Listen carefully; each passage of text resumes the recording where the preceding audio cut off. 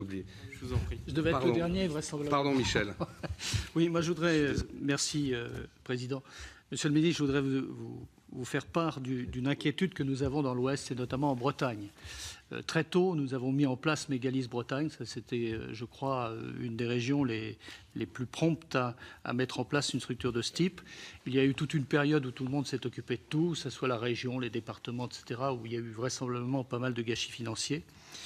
Aujourd'hui, Mégalis coordonne l'ensemble, sauf qu'il y a beaucoup de retard sur la fibre optique dans l'Ouest, vous le savez. Et les annonces qui se font aujourd'hui en Bretagne, ça n'est pas 2020. Alors qu'on entend le gouvernement, effectivement, et le président Macron annoncer 2020 depuis 2020 aujourd'hui. Donc, les gens l'entendent, ça. Et lorsque la Bretagne communique sur le sujet et Mégalis, entre autres, on dit 2030. 2020 et 2030, ce n'est pas du tout pareil. Donc là, il y a un réel problème. On a des mécontentements qui nous remontent très fortement, en disant mais qui a raison? On nous raconte des histoires au gouvernement ou qui nous raconte des histoires? Et là, je pense qu'il y a un réel problème. Voilà, cette fois, Monsieur le ministre, je vous interromps plus, c'est promis. Problème. Monsieur Vaspart, vous avez évoqué la Bretagne. C'est étonnant.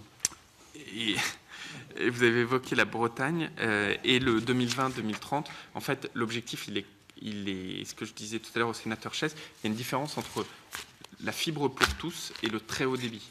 La fibre pour tous, qui est le plan de mémoire breton, qui renvoie à 2030, qui devait renvoyer à 2025 au début, si ma mémoire est bonne, ou dans d'autres cas, cet objectif de la fibre pour tous, il peut dépasser le 2022.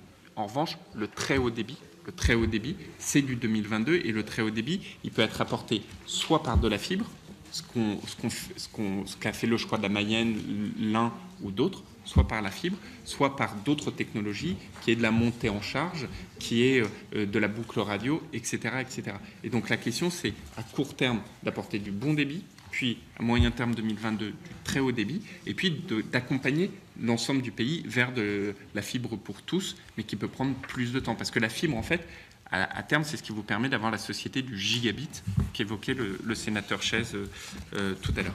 Voilà, j'espère avoir été...